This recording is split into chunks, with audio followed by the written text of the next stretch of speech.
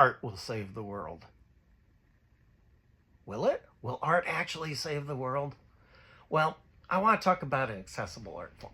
Essentially, comic books, what we know as comic books.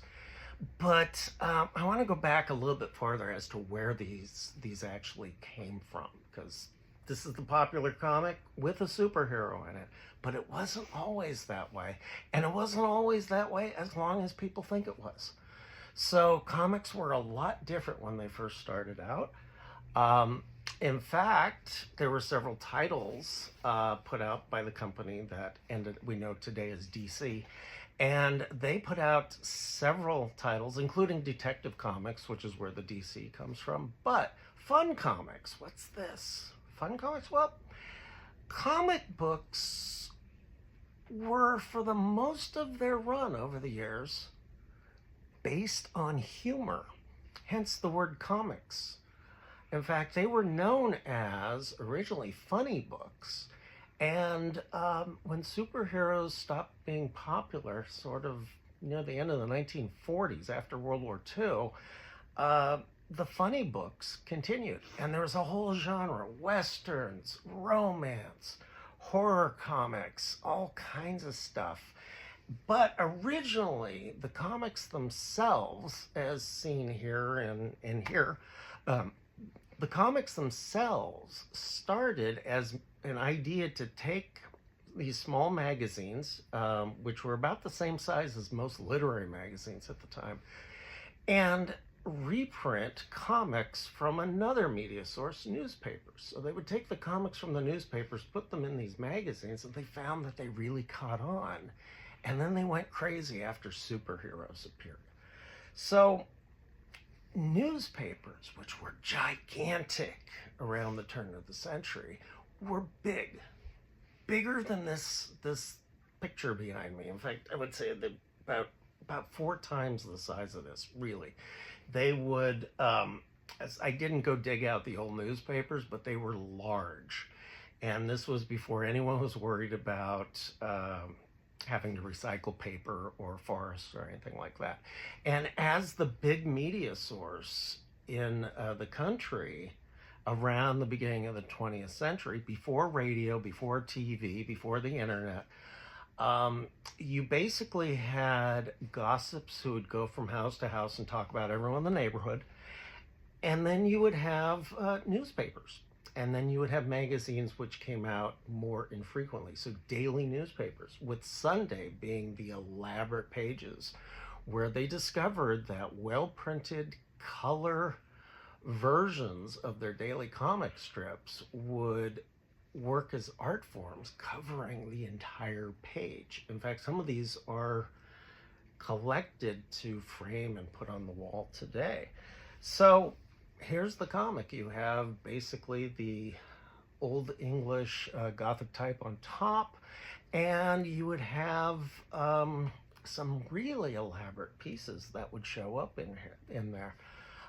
Here's Crazy Cat, which was one of the weirdest surrealist style comics, mostly poetry about a romance between a cat and a mouse.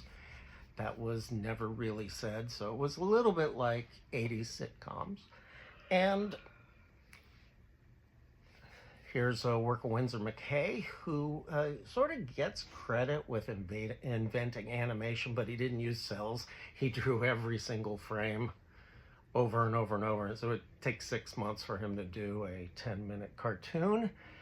And here's Flash Gordon, who actually was a ripoff of another character, but he's better known today.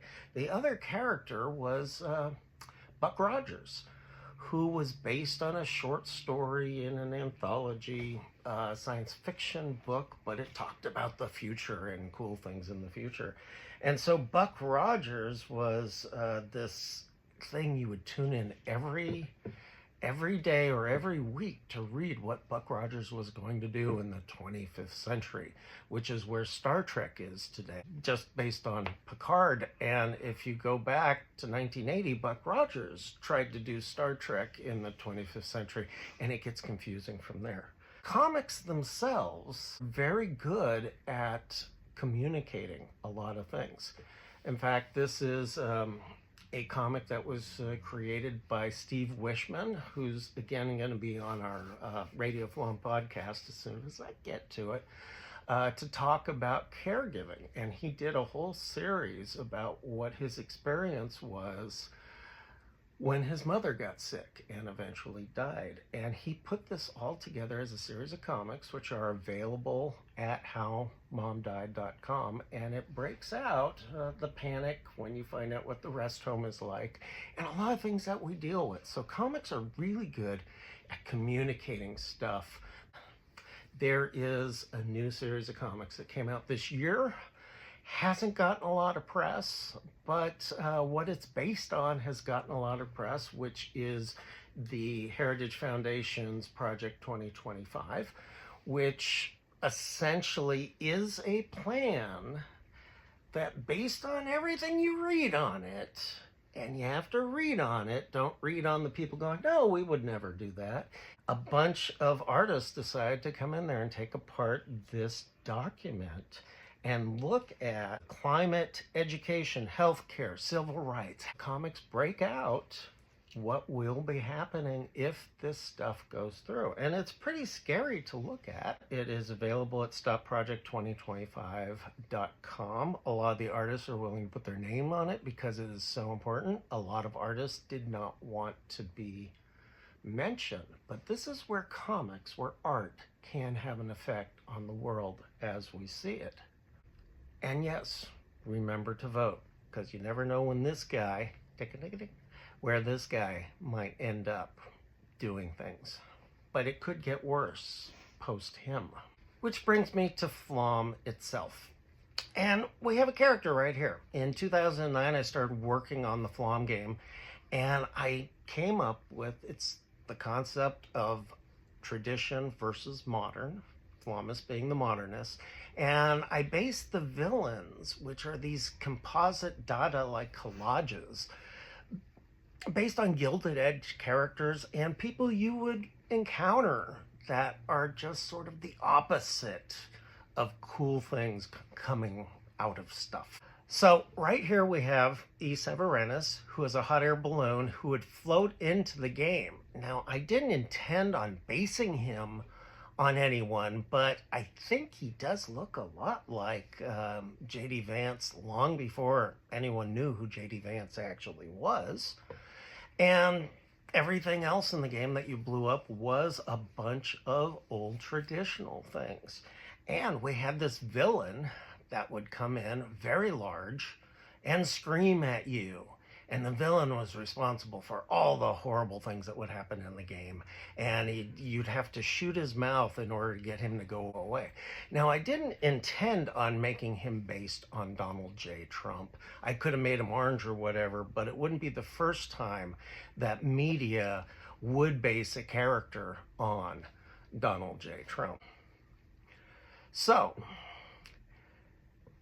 is art going to save the world? Is it going to change the world? Oh.